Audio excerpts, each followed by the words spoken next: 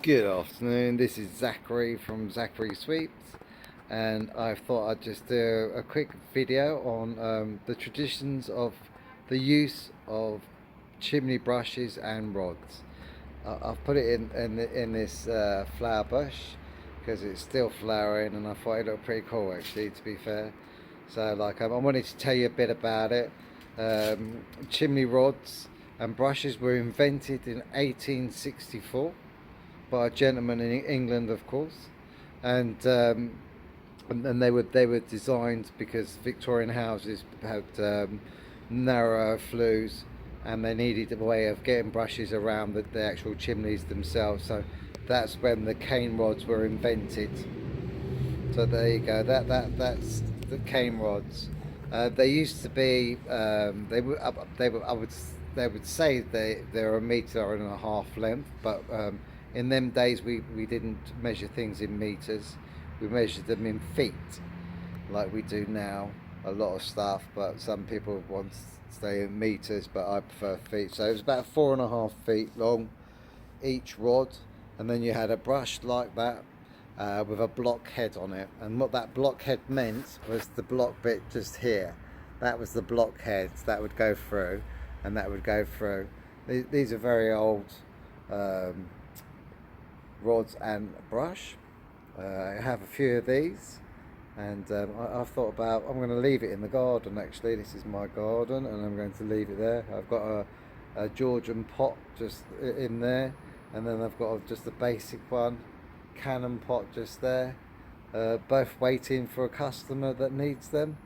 And but basically, yes, I just wanted to go talk about the rods, because I get a lot of I get a few questions about rods on my community channel, and about like what rods you can use for liners on wood burning stoves. You can use any size, not any size, but you can use normal domestic rods in liners in wood burners, and they don't rip the liners. I've been doing it for 24 years now, and I've never, not once, ever ripped a liner using a normal standard rod. Whether they used to be a multi-purpose. I'm not too sure if it's the US is the same as the UK. I presume it was, but they were multi-purpose. You could use them for drain rods, and you could also use them for chimney sweeping, and that's what they used to do.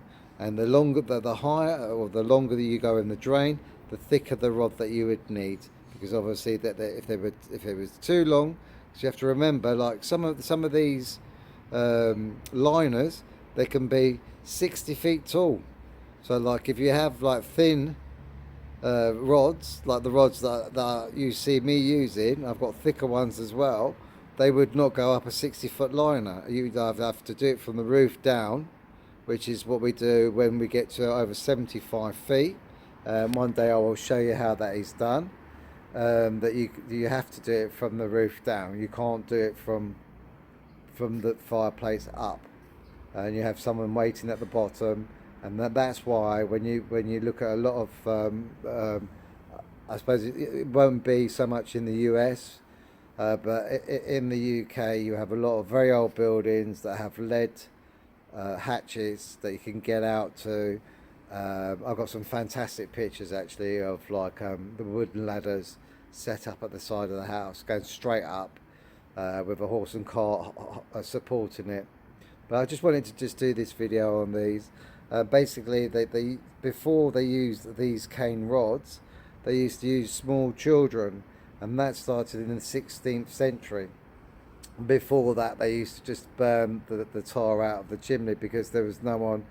The houses were very much more rural and further afield, and there was not really, unless you were in a built-up area, it wasn't really worthwhile being a chimney sweep. So a lot of places that would have a part-time chimney sweep that used to either work in the stables or whatever, and they would come out once a year and clean your chimney. But a lot of people, what they used to do in the old days, they used to just set fire to them, or drop. I've heard of stories of them dropping chickens down there, holly brushes in Scotland. They used to do that a lot in Scotland. all sorts of things to clean the brushes, clean the actual flues and everything like that. So before they used to use these were saved children.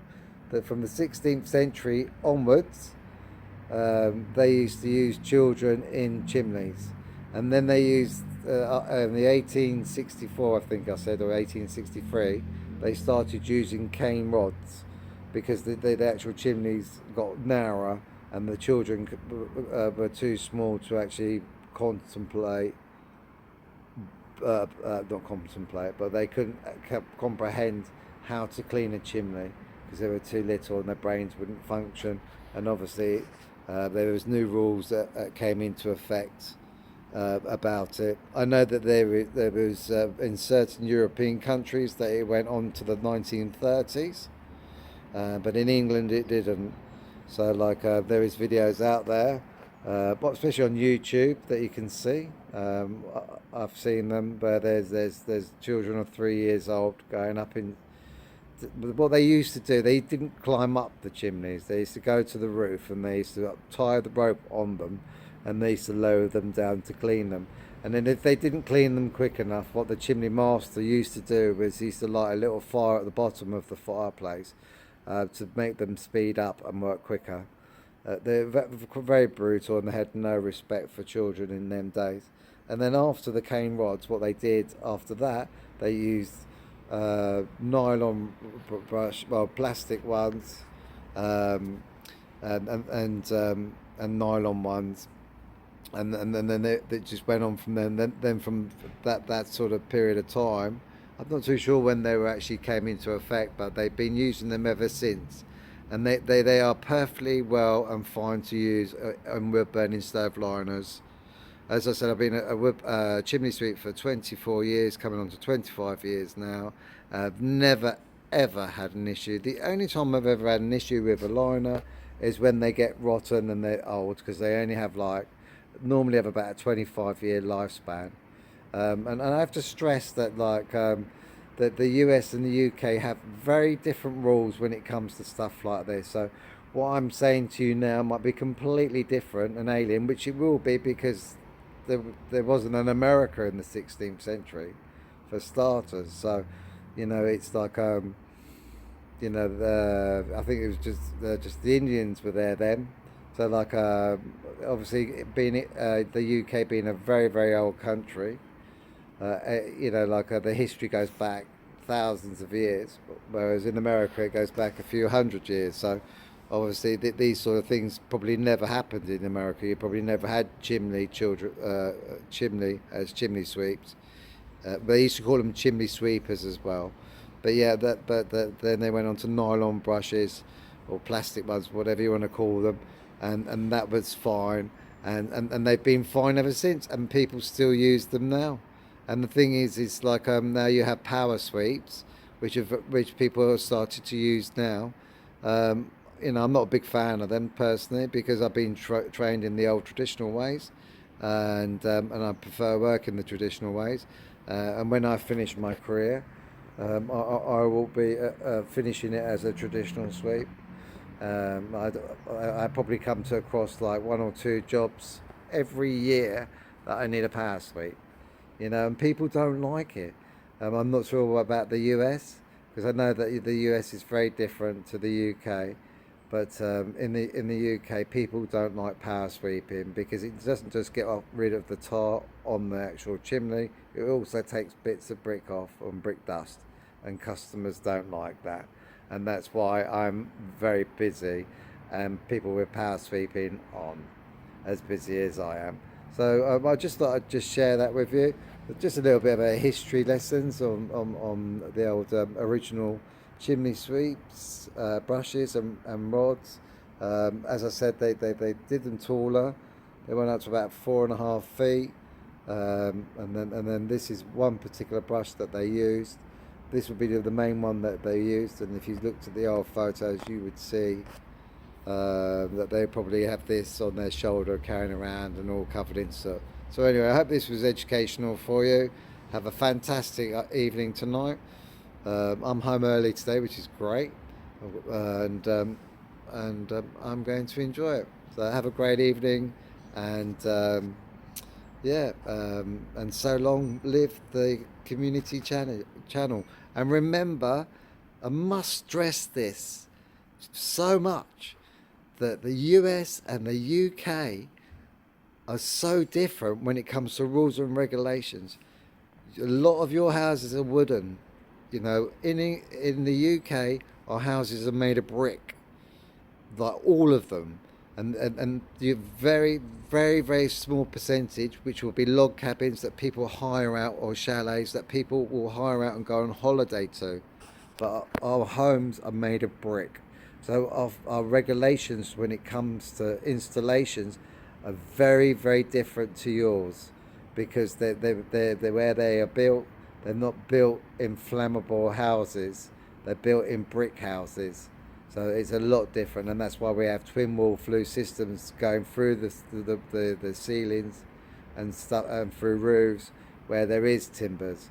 But it is very much different, and I really stress this because I'm going to have to keep stressing this, because I get comments from people that are thinking that I'm talking from the US. I don't sound American. I'm not from America, and if you check my YouTube page, I'm not. It says that I'm from Sussex. I presume that you probably have a Sussex in the US, because a lot of the names of your towns and cities, like New York, was named after a famous general, the Duke of, I can't remember, the General York or Duke of York, and that's why it's called New York. You know, and like all these places in America. So, but when it says Sussex, it's Sussex, UK, not Sussex, US. So please separate the two. And if you're ever in doubt, check the UK laws first before you make a comment. But I am interested to learn more about how you do things. But please word them in a different way. You know. Have a great evening from Zachary Sweeps.